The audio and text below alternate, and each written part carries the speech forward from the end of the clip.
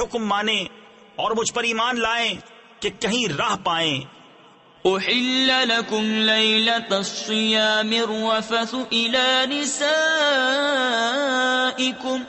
هن لباس لكم وأنتم لباس لهن علم الله أنكم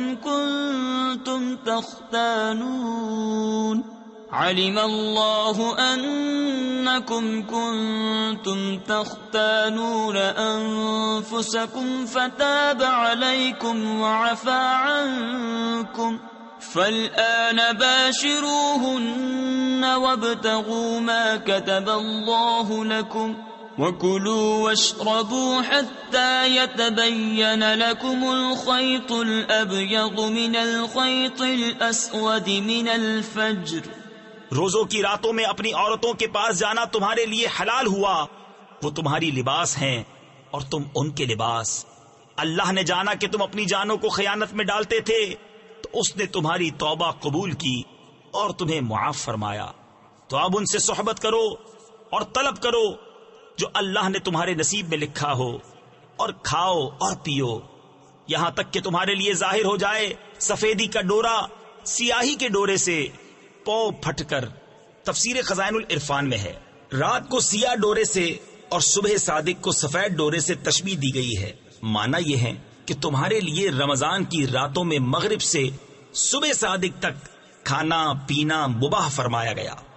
ثم أتموا الصيام إلى الليل ولا تباشروهن وأنتم عاكفون في المساجد تلك حدود الله فلا تقربوها كذلك يبين الله آياته للناس لعلهم يتقون۔ پھر رات آنے تک روزے پورے کرو اور عورتوں کو ہاتھ نہ لگاؤ جب تم مسجدوں میں اعتکاف سے ہو، یہ اللہ کی حدیں ہیں، ان کے پاس نہ جاؤ۔ اللہ یوں ہی بیان کرتا ہے لوگوں سے اپنی آیتیں کہ کہیں انہیں پرہیزگاری ملے۔ وَلَا تَأْكُلُوا أَمْوَالَكُمْ بَيْنَكُمْ بِالْبَاطِلِ وَتُدْلُوا بِهَا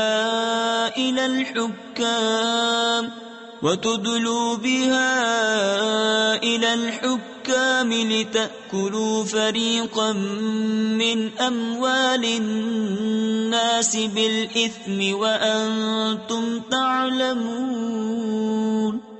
اور آپس میں ایک دوسرے کا مال ناحق نہ کھاؤ اور نہ حاکموں کے پاس ان کا مقدمہ اس لیے پہنچاؤ کہ لوگوں کا کچھ مال ناجائز طور پر کھا لو جان بوجھ کر۔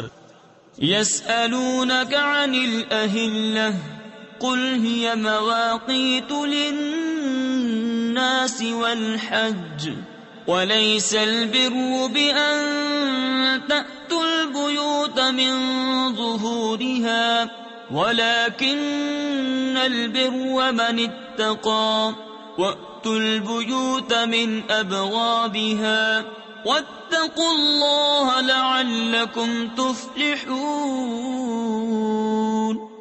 تم سے نئے چاند کو پوچھتے ہیں، تم فرما دو وہ وقت کی علامتیں ہیں لوگوں اور حج کے لیے، اور یہ کچھ بھلائی نہیں کہ گھروں میں پچیت یعنی پچھلی دیوار توڑ کر آؤ، ہاں بھلائی تو پرہیزگاری ہے، اور گھروں میں دروازوں سے آؤ اور اللہ سے ڈرتے رہو اس امید پر کہ فلاح پاؤ۔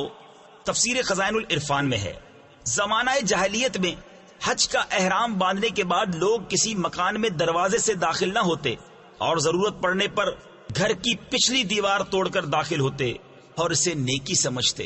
اس پر یہ آیت اتری، وَقَاتِلُوا فِي سَبِيلِ اللَّهِ الَّذِينَ يُقَاتِلُونَكُمْ وَلَا تَعْتَدُوا إِنَّ اللَّهَ لَا يُحِبُّ الْمُعْتَدِينَ۔ اور اللہ کی راہ میں لڑو ان سے جو تم سے لڑتے ہیں، اور حد سے نہ بڑھو، اللہ پسند نہیں رکھتا حد سے بڑھنے والوں کو۔